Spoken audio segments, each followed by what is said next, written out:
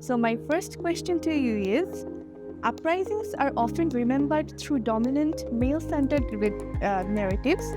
What deliberate strategies should scholars, archivists, and policymakers use to recover and center the experiences of women, LGBTQ+, laborers, and other marginalized groups from July mass rising of Bangladesh? Okay, so I think that is something that is already happening, and this is in traditional politics. The narratives of victory and the narratives of what happened and who won and how did people win have always, as you rightly pointed out, Sanjana, have been written mostly by men and also are very male-centric. So you asked a really important and very interesting question. So I think with uprisings and revolutions of the nature that we have seen in Bangladesh in 2024 and Sri Lanka in 2022, there has been a democratization of how uprisings are narrativized. The people in power no longer have hegemony or the right to narrate only their story in it. So we have seen that. I think it's not only scholars who need to sort of work on this. Of course, scholars have to work on this. I think the strategies would be to use non-traditional media when narrativizing, right? So often we rely on books, printed books, or journal articles. But there are many other ways. New media, social media. I mean, these are very TikTok. The kind of media that's very popular among the young. But also in terms of recording, to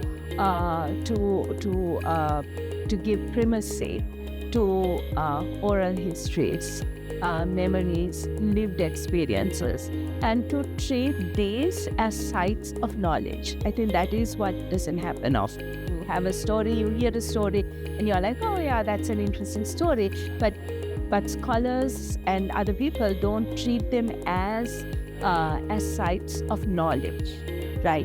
If you're a woman and you have participated in a revolution, you know things that you did not know before, right? So it's very important not only to narrate your experiences, but also to then think about those experiences, conceptualize those experiences, turn experiences into knowledge. And women and LGBTQ people, marginalized people, ethnically marginalized people, they have a lot of knowledge about the system that is not treated as knowledge, right? It's often only treated as experience, even by scholars, unfortunately. So I think it's not only the narrativization that matters, but also how that narrativization is linked up with reflection that is not coming from the university, like, the traditional guardians of knowledge, but from the people themselves and from the marginalized groups themselves. That's a wonderful question. Oh, thank you so much. That was a great insight. My next question to you is, you have written about structural violence and the neoliberal university.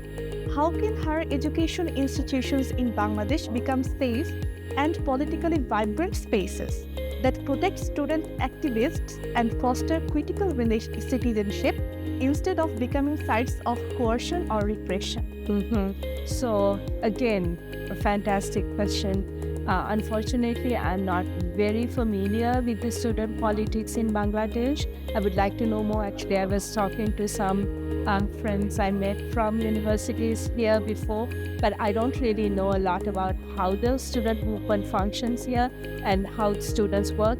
But I could give you a couple of points on how structural violence gets translated into the kind of epistemic violence that we have seen in universities, right? So let me explain what that means. So structural violence is violence that doesn't appear as being carried out by identifiable agents, right? If it's, when you say terrorism, often you think of terrorism as something done by terrorists.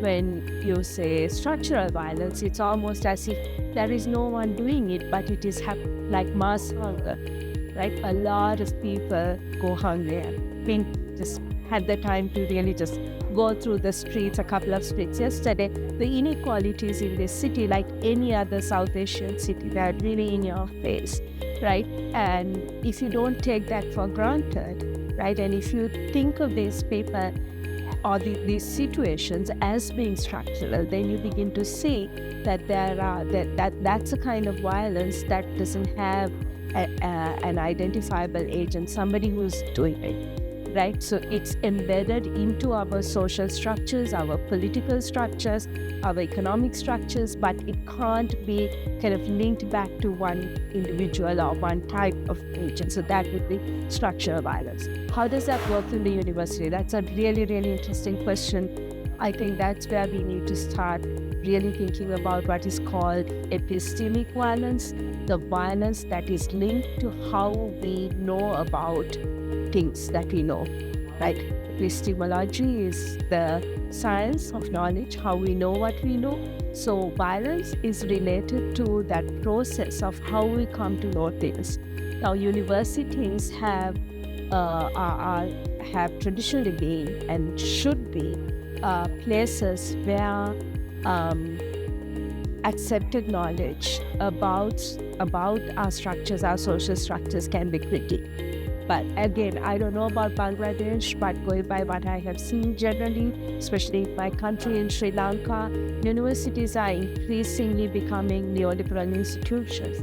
So when you do questioning, you don't get to ask questions from your professor. They get upset if you do, right? Or you don't get to question the assumptions about your discipline.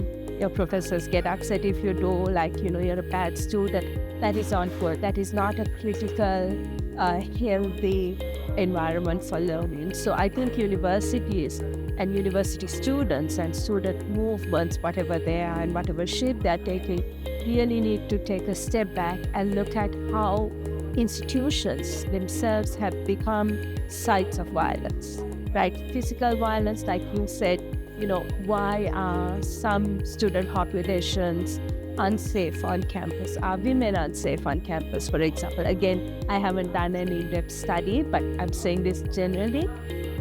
If they are, then what is it about the way we produce knowledge that has led us to make some communities within our university vulnerable? So that kind of question, that kind of critical questioning, that is really crucial to then looking at and asking the big questions of structural violence, institutional violence. You start at the practical, empirical level, but at some point you have to ask, what is it about the way we know that becomes violent and leads us to become violent? So that would be my sort of rather conceptual answer. And then there are, of course, tried and tested methods of combating that kind of violence, including practicing inclusive institutional policies where everyone is accommodated, equity principles. Back at home in Sri Lanka, I also work as the director of the Center for Gender Equity and Equality. So our principles are really about acknowledging the diversity of our student populations and creating institutional setups that can reduce that inequality, but also create inclusive institutional practices. So that's from the institution side. From the student side, I think it's also being democratic, practicing democratic principles such as deliberative democracy, engaging in dialogue, encouraging consensus and, I suppose, dissensus. Right? So these are practices that can really enhance the way can deal with violence in the universities. Thank you.